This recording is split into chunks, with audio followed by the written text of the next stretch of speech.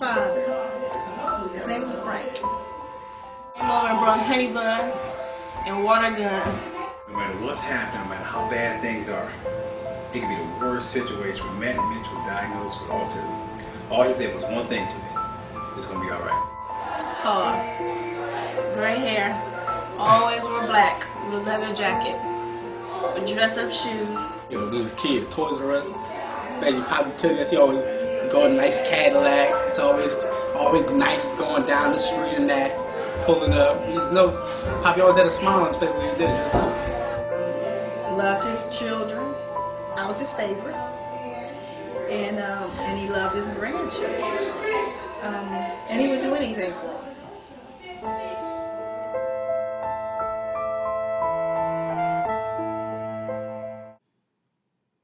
Frank Barber Sr. was born near the end of the Great Depression to World War I veteran Samuel Barber and his lovely wife Nellie Massey Barber in the Steel City of Pittsburgh, Pennsylvania on May 5, 1935.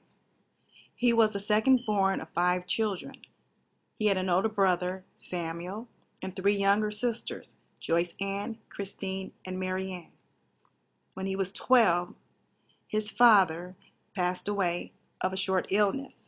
His mother had to work long hours in order to make ends meet.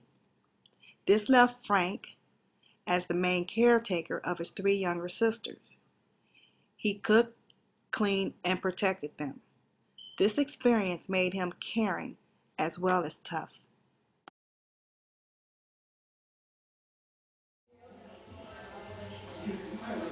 My father, his name is Frank. He was a very complicated man. He's his beliefs, he held on to his beliefs very hard. You didn't argue with him because you would never win an argument, ever win an argument with him, no matter if you knew the answer was correct. He loved his children. I was his favorite. And he loved his grandchildren. And he would do anything for them.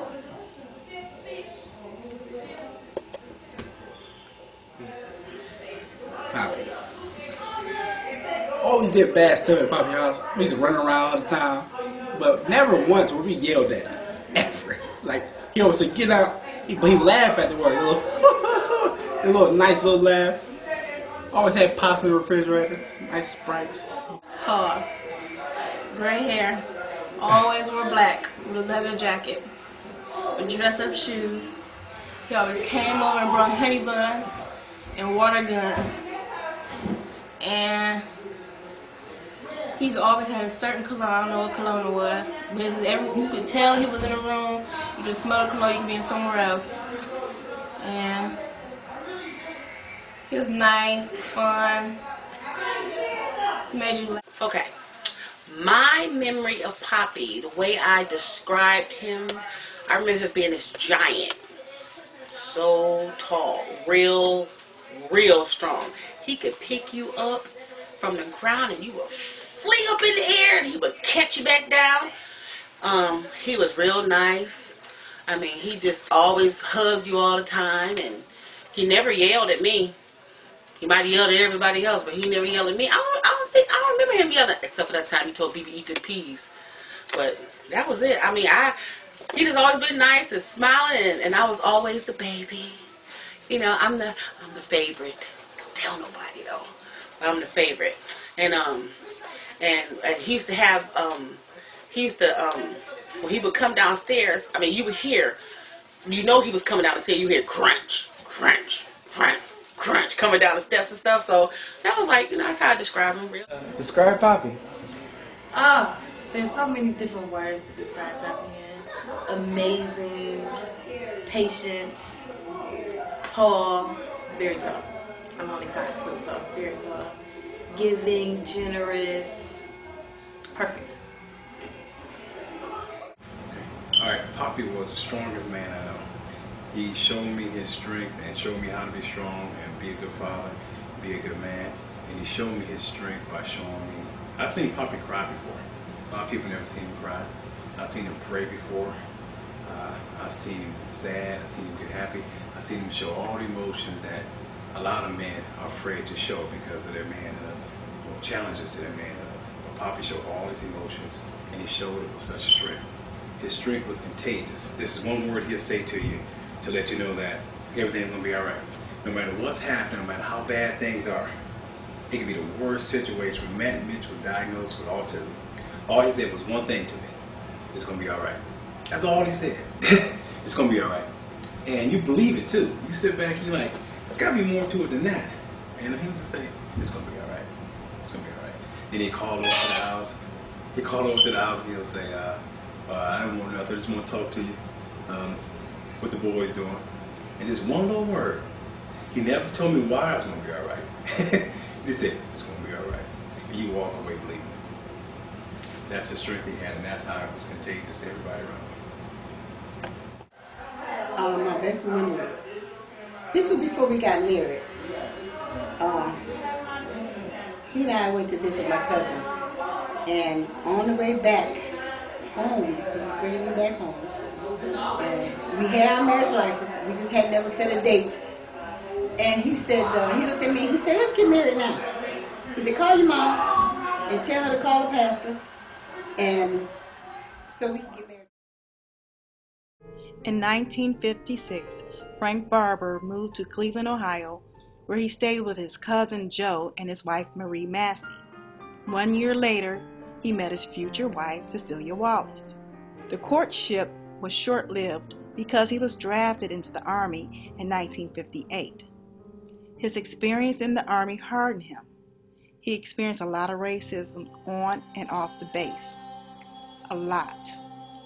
He was honorably discharged in 1960. He returned back to Cleveland and married his sweetheart Cecilia and had 3 daughters, Victoria, Bridget, and Benita, and 1 son, who he named after himself, Frank.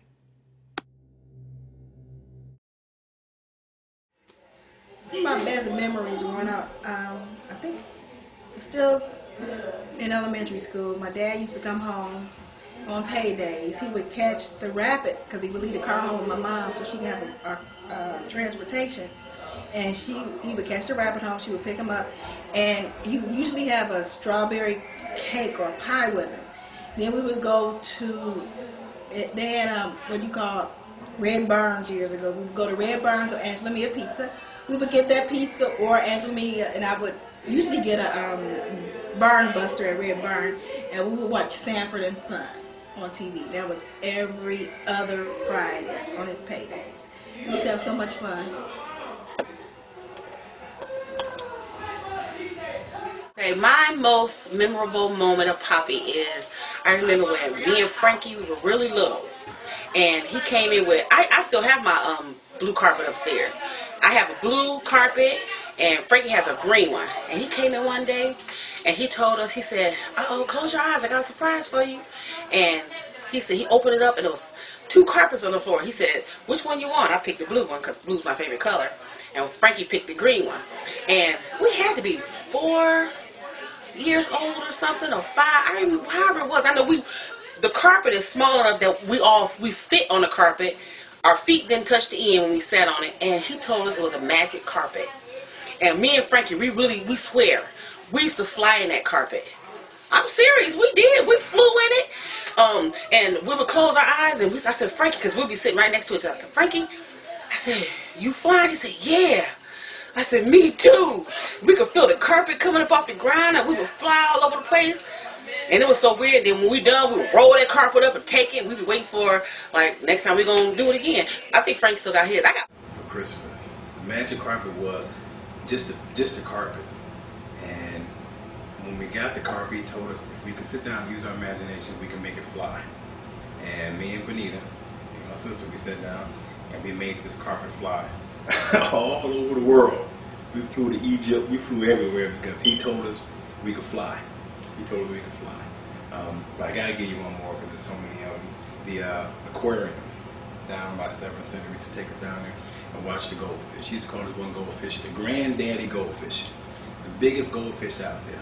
He used to take me and Benita down there. We used to feed the goldfish on the weekend. After that, go pick up something to eat on the way home. And I used to hold myself. I was really young, so I used to hold myself from falling in the water by holding on to the back of my own pants. And I thought I was holding myself in, but I never knew he actually had his hand on my shirt, keeping me from falling in. So fortunately, he had that. He would, on the Wizard of Oz, he would mimic the Cowardly Lion, and very good too. He can do the lion, and he would sit and put us on his lap, and we sing the little songs that he had. Judy drowned it. There's a hole in the ground. There was another song. I can't think of the name of it. He would sing those songs, and we'd all sit around and we'd be singing them songs too. And he would take a paper bag. In 1980, his first grandchild was born, followed by 17 more and 2 great-grandchildren. Frank's name quickly changed from Daddy to Poppy. He loved his children, but he seemed to love his grandchildren even more. His world was his family. He attended games, plays, graduations, and birthday parties. He was a busy man, but he loved every minute of it. I was 5 years old. It was my birthday, January 21st. He took me to the store. He said I had to go to the store with him. So my mom ended up to set up and everything. And then, we went to the store. He bought me presents. I got something to eat and everything. And I came back. He said, all right, I'm about to drop you off back at home. Came back. All of a sudden, we walked in the door. All my family and friends was there for my birthday. You're fine. July 27th. You know exactly where you're going. You're going to Toys R Us. Like, no matter what, I don't care if you're 11, 13, you about to go to Toys R Us. And you got you about a $25 spending limit. And you know that's like, you go to Toys R Us, like a big deal. These kids, Toys R Us. Especially Papa took us, he always go in a nice Cadillac. It's always nice going down the street and that, pulling up. Poppy always had a smile on his face when he did it. It was fun. Or if I was upset with my mother, he'd be like, you know what, Niddy, I'm going to take care of that for you. Don't worry about it. I will take care of it. Thank you.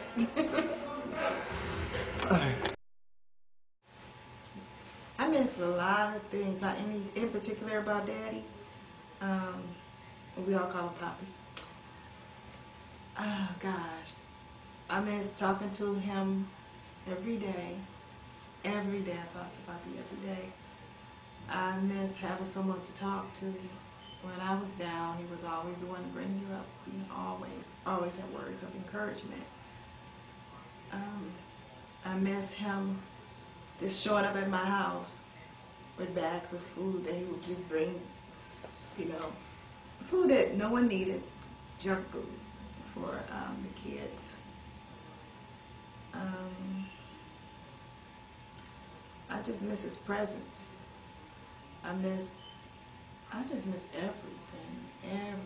I miss the way he would talk to you. Always talk with his hand like this up in his mouth. I miss that.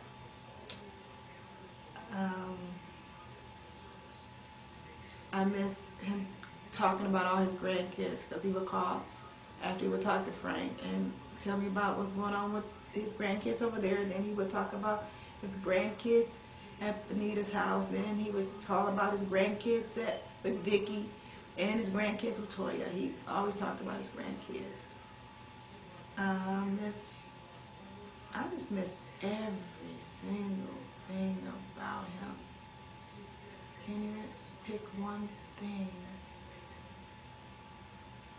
I just miss his presence.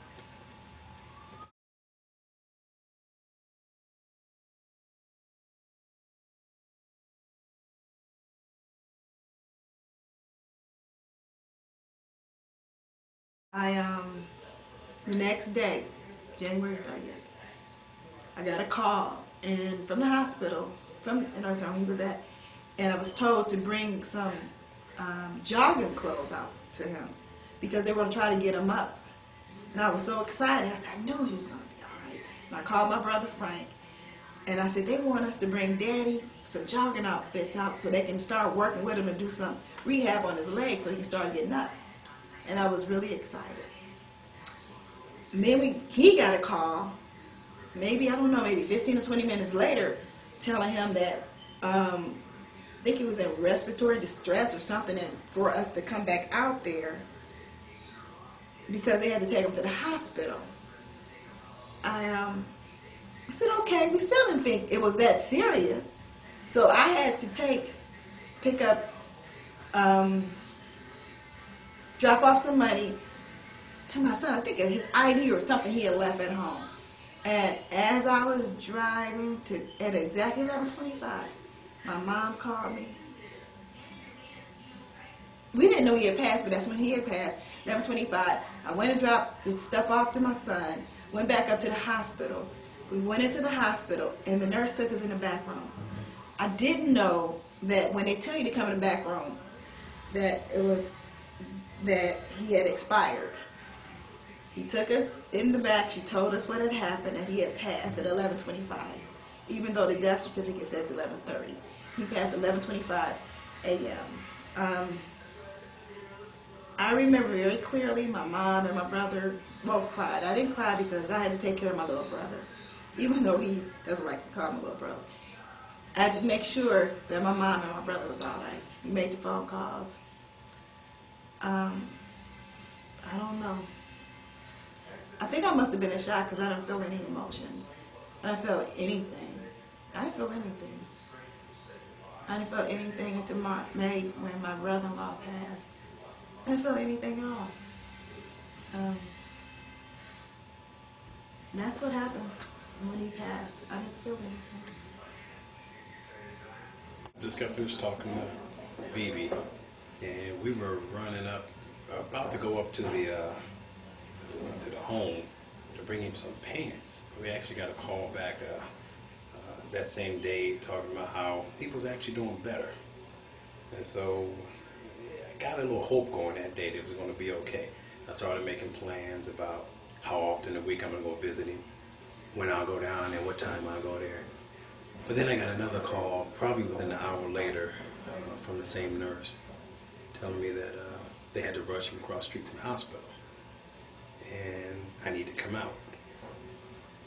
So that wasn't good, but I didn't know really what was going on. And then I got a call from Grams and Auntie BB, telling her, saying that we need to come out. I need to come out there because he wasn't doing very well. The kids were coming home, so I had to call my mother-in-law and tell her to see if she could come and meet the kids just in case I didn't get back in time. And then something weird happened. I got a call and they said that they were in the back room, that they took Grams and BB to the back room.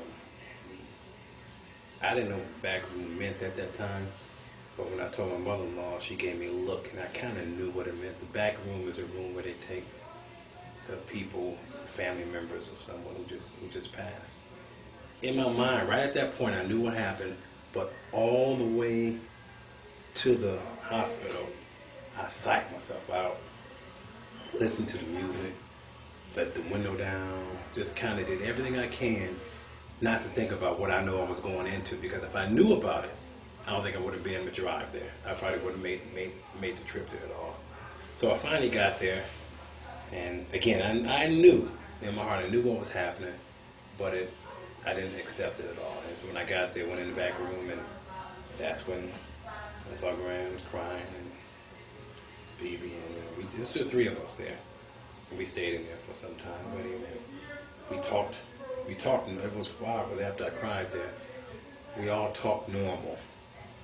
Grams kind of walked around, kind of did his hair a little bit, and we kind of talked normal. And it was kind of eerie because it was almost a relief, because I had the feeling he had said bye to us a month before that.